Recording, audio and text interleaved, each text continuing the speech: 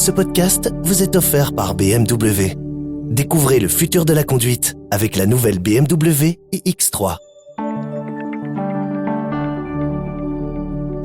Vous écoutez le Trends des marchés, le podcast de la rédaction de Trends Tendance.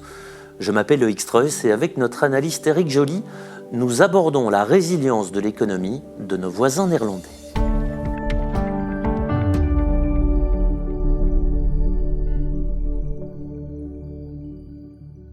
Et on démarre ce Trends des marchés par les résultats du jour. Les bourses européennes ont entamé la semaine sur une note favorable alors qu'une issue semble se dessiner au Congrès américain pour mettre fin au shutdown des administrations fédérales américaines.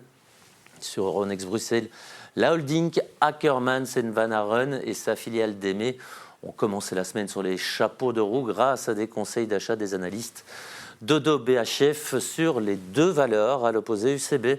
La seule valeur du Bel 20 à avoir clôturé dans le rouge.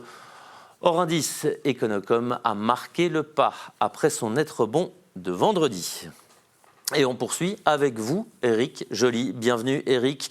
Eric, vous nous emmenez ce lundi aux Pays-Bas où l'économie s'est montrée plus que résistante et vous aviez envie d'étoffer l'analyse. Que peut-on dire sur ces dernières statistiques qui sont sorties ?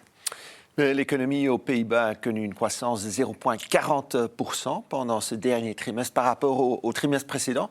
C'est une belle performance, meilleure qu'attendue. Chez nous, chez ABN AMRO par exemple, on avait tablé sur une croissance de seulement 0,20%. Maintenant, il est vrai que les Pays-Bas ne sont pas le seul pays à avoir surpris agréablement. Ce fut également le cas pour la France, par exemple.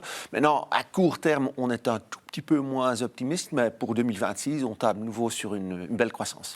Donc, si je comprends, vous étiez un peu surpris, agréablement. Qu'est-ce qui explique cette agréable surprise ? Mais dans un premier temps, ce sont surtout les dépenses du gouvernement qui ont porté cette croissance. On l'a vu, ces dépenses étaient en hausse de 1,10%. Et selon le CBS, c'est-à-dire le service statistique aux Pays-Bas, c'est surtout dû aux investissements, aux dépenses en matière de défense, en matière de soins de santé. Et pour rappel, Loïc, il ne faut pas oublier que les Pays-Bas, pour l'instant, ont un cabinet démissionnaire. M. Schoof a remis sa démission et même dans ce contexte-là, on voit qu'il continue à dépenser et à investir. Donc il y a des effets directs avec les dépenses et les investissements publics. Il y a aussi des effets indirects. Ça, ce sont les politiques qui sont menées pour le pouvoir d'achat des ménages. Justement, avec ces politiques, comment se sont comportés les ménages ? Mais la consommation des ménages était aussi au rendez-vous pour diverses raisons. Tout d'abord, l'inflation est un tout petit peu en recul. Deuxièmement, il y a eu des augmentations salariales, ce qui fait que le pouvoir d'achat, évidemment, a augmenté.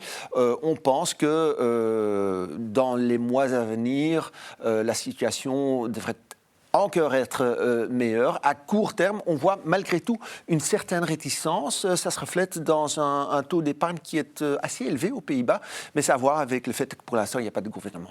Alors, croissance des salaires, inflation qui diminue, l'épargne qui se maintient, est-ce que cette attitude, est-ce qu'elle est prudente, est-ce qu'elle est réservée et est-ce qu'on la retrouve dans les investissements ? Les investissements, c'est une affaire qui est un peu différente de tout ce que l'on a vu jusqu'à maintenant. Malheureusement, c'était excessivement difficile de faire mieux, si je puis dire, par rapport au deuxième trimestre, parce que là, on a vu qu'il y a eu des investissements ponctuels, notamment dans les avions, dans les navires.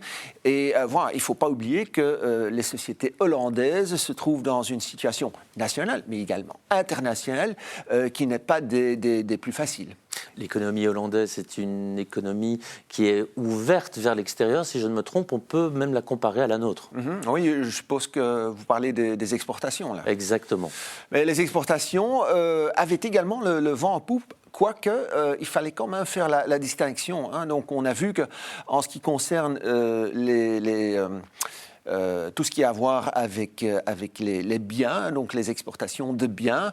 Là, c'était en recul, moins 1,10%, tandis que les exportations de services, c'était un tout petit peu meilleur également.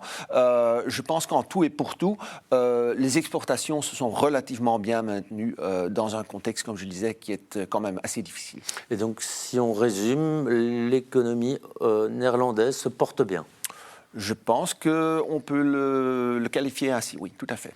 Oui, et je rappelle que Rob Jetten a été désigné pour former un gouvernement. Il deviendrait, dans ce cas, il est centriste, il deviendrait, dans ce cas, le plus jeune Premier ministre hollandais. Il a 38 ans. Merci Eric pour votre analyse et à lundi prochain. Merci à vous.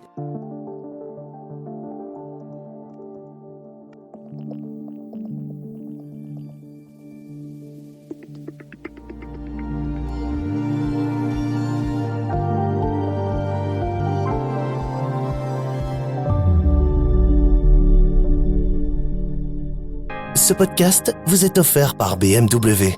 Découvrez le futur de la conduite avec la nouvelle BMW iX3.